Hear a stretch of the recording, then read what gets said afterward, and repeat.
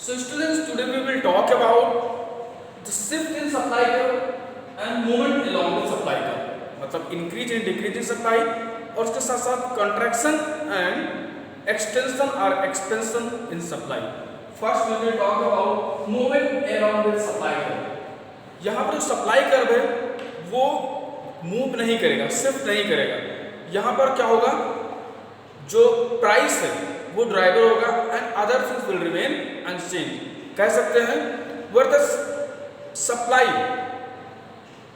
Affected by only the price of the commodity and other things remain unchanged. There may be two conditions we will understand through the graph.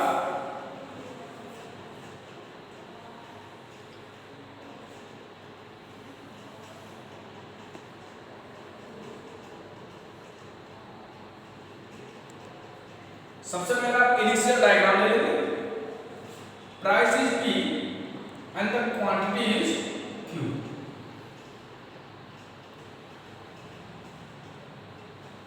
Initial diagram आपका. अब हम करते क्या है, we are increasing here the price. We are here increasing the price. Price को क्या कर रहे हैं, इंक्रीज कर रहे हैं from OP to OP1.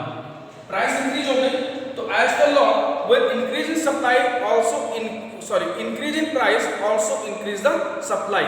Price के इंक्रीज होने के साथ सप्लाई में क्या होती है, इंक्रीज होती है. हमने प्राइस को OP से OP1 कर दिया तो सप्लाई भी क्या हो जाएगी, OQ से बढ़कर क्या आ जाएगी, OQ1. प्राइस बढ़ने की सप्लाई क्या हो गई है, बढ़ गई है. यहां पर आप देख रहे हैं क्या है, इंक्रीज इन सप्लाई है. इंक्रीज इन प्राइस दिखा रहा है आपका. प्राइस क्या हो रही है, इंक्रीज हो रही है और यहाँ सप्लाई भी क्या हो रही है, इंक्रीज हो रही है as a result of increase in the price of the commodity. Commodity की प्राइस इंक्रीज हुई है, OP से OP1 पर शिफ्ट हो गई है तो सप्लाई भी OQ से OQ1 पर शिफ्ट हो गई है. इसको हम बोलते हैं एक्सपेंशन इन सप्लाई. ये जो पॉइंट है आप पॉइंट और रख सकते हो. पॉइंट A रख दो, इसका पॉइंट B रख दो. पॉइंट A और B के बीच में जो दिख रहा है आपका, ये जो दिख रहा है वो क्या है, आपका एक्सपेंशन है.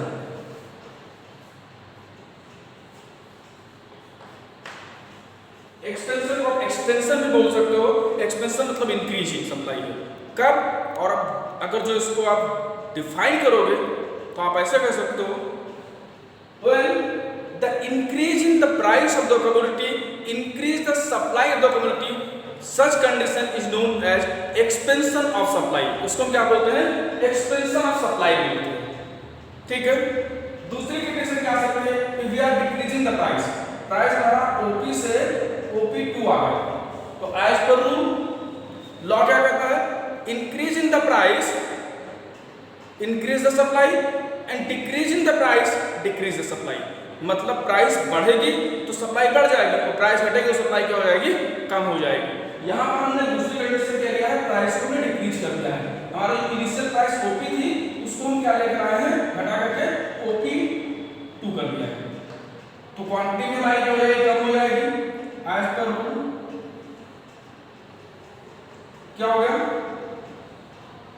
OQ2 होगी. एज प्राइस कम हुई तो सप्लाई भी क्या हो गई, कम हो गई. यहां पर आप देखो क्या है, डिक्रीज इन सप्लाई. सप्लाई क्या हो गई है, कम हो गई है.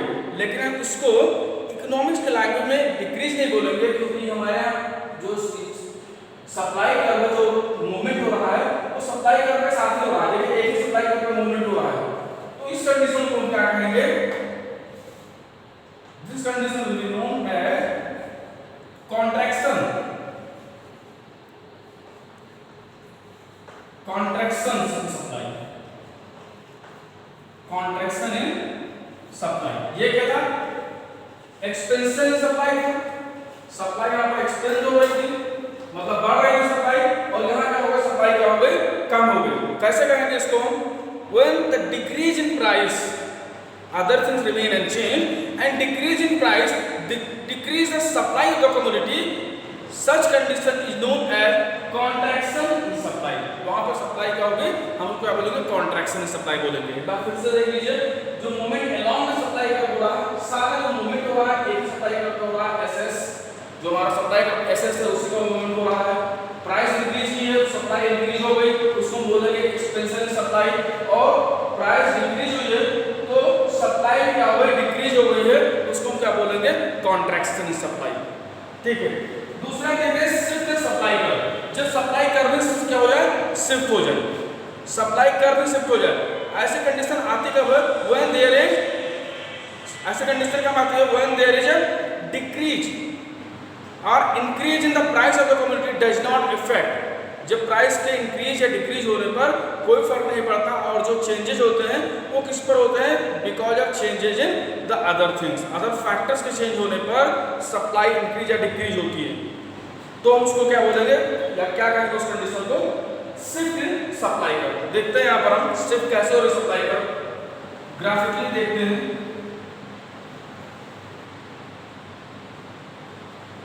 सबसे पहले आप इनिशियल डायग्राम बनाओगे, initial price P and initial supply Q। ये हमारा क्या हो गया, सप्लाई का SS। हमें यहाँ पर देखना क्या है, when there is no change in price, price में कोई चेंज नहीं होगा। यहाँ पर कौन से होते हैं, other factor, other factor which determine the supply of the commodity, उनके चेंज होने पर सप्लाई क्या हो रही है, यहाँ पर चेंज हो जा रही है। यहाँ प्राइस को हम अनचेंज रख देते हैं, प्राइस OP रखते हैं, तो क्या कंडीशन आती है, अगर जो OQ हो गई,